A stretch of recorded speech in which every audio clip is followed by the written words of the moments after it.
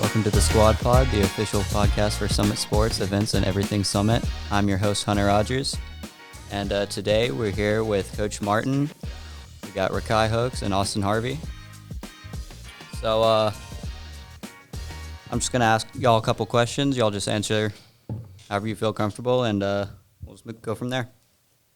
So my first question is, what is y'all's pregame snack? Y'all can go first.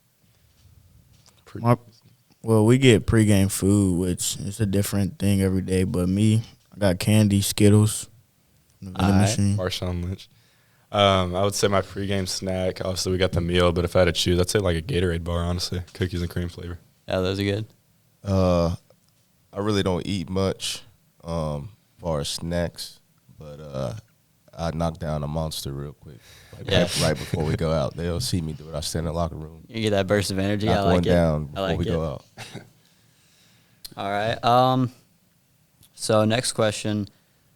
This is just for all of y'all. How do you feel you've progressed? So, like, you with your corners, and then, like, just you, Austin, with your quarterback, you with your defensive line. Well, defensive line, I feel like we be getting better every day. We definitely got better from the summer, but still got to get better every day as it goes on. Yeah, I'd say like with me, learning who I'm reading has gotten better. Instead of just like thinking like, oh, cover 3, cover 2, like I need to do this. Like every defense is different, so figuring out like the team we're playing and what they do, I feel like I've gotten a lot better at, and just understanding the playbook a lot better.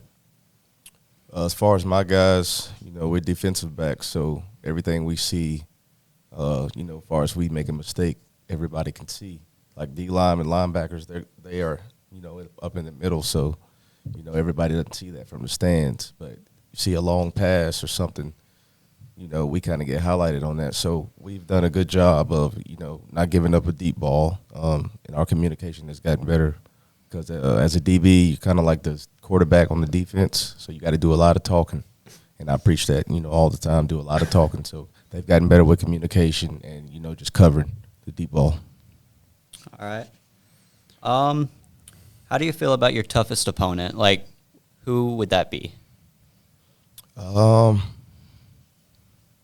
It's kind of tough to say because, it's still early in the season. A lot of guys or a lot of teams, they've had, they lost a lot of talent due to graduation. So a lot of these players are still trying to figure out how they fit on the team, and teams are still trying to find their, identity. So it's really tough to say. But for me personally, I tell my guys our toughest opponent is the next one. We don't fear anybody, but we respect them all. So, the next game, that's the most important one because it's the next game. We don't look ahead or look in the past, to just focus on what's in front of us right now. That's what I tell my guys. Got you. Anything from you, Rakai? Well, like he said, got to respect everybody in our conference or every 6A, basically. All right. Anything from you? Yeah, I agree. I mean, it's always the person who we're about to play. I mean, the more we look ahead, the more we get behind. So I like what Coach Martin or Kai said. I agree with them. It's the next opponent. All right. Let's see. So I know you've probably been asked this a lot, Austin, but how has it been moving from receiver to QB? It's definitely different because the quarterback spot, everybody's looking at to lead the offense. And whereas last year it's kind of like you're at receiver and obviously you have a big role, but it's just like, you're kind of off to the side. You make plays every once in a while, but quarterback is just consistent. You're like always having to do something, always having to make a read. So, I mean, the change has been easy because I've always expected it to come. Like, I kind of knew this was going to happen. And it's just been a lot of fun and, like, improving every day with the guys and the O-line and new receivers. It's been a lot of fun. So, all right. Did you do any, like, specific QB training last year while you were doing receiver? So I did Scout O for our starting defense last year and went against them and got reps with some of the guys who are receivers now and running backs. And like last year, being on Scout-O, training with the guys who are starting this year on offense definitely helped for this year. And then over the summer, I trained with QB Country and all that stuff, and always going to the field with the guys, text them and stuff like that. So, all right. Are there any weak points that y'all have noticed like consistently that you can work on, and like how you could work on it? Y'all want to go first? Okay. I think there's weak points everywhere, like on our team, but we just got to progress and get better. Yeah. Yep. Yeah, I would say I think every person and every team has a weakness, and you also have your strengths.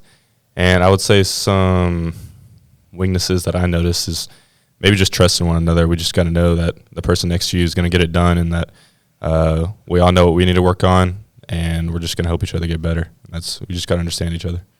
Got you. Basically what they said, you can always get better. Nobody's perfect. You obviously strive for perfection, but nobody's perfect. If we were perfect, they wouldn't need coaches, you know what I'm saying? So Right. I think you always have something to work on, week to week. A team may give you something you haven't seen yet, or something they do know you struggle with that you might get that the whole game. So, I mean, it's ongoing, areas that you can improve on. Like that'll always be there. All right. So this last question is just mainly for you, Coach. How do you feel you're training your younger guys to step up for the graduating class for next year? I'm big on details, the little things. I preach more so to my position because I'm around them the most, but, I tell the whole team when I can, little things turn into bigger things when you don't take care of them. So, just detail. Like, for example, if a coach say be 10 yards off the ball, don't be at 8, don't be at 12, be at 10, as close as possible. Sometimes, a ball might not be on the line, so you can't really tell. But just take care of the small stuff. Be coachable, trust your teammates, all the things, just be a ball player, really. I tell them be a dog, be a dog. You gotta flip a switch. Because I've been there. I played for a long time, so I always try to, take what I got from coaches when I was playing. Mm-hmm. And, obviously you use a little bit of what you learned in your coaching style, then you figure out what works and what you can tweak, what you can put your own little twist on. So I do stuff like that. But the main thing really is the details, and then control what you can control, which is, your attitude, your energy, your effort. That's free. You can't coach that. So I just preach on that stuff. I like it. Yeah. All right. Anything from you guys? No, thank you for having us. Yeah, appreciate it. Appreciate it. I love doing podcasts. It's been a while since I've done one, but All right. appreciate it. Thank you guys for being here, and stay tuned for the next Squad Pod.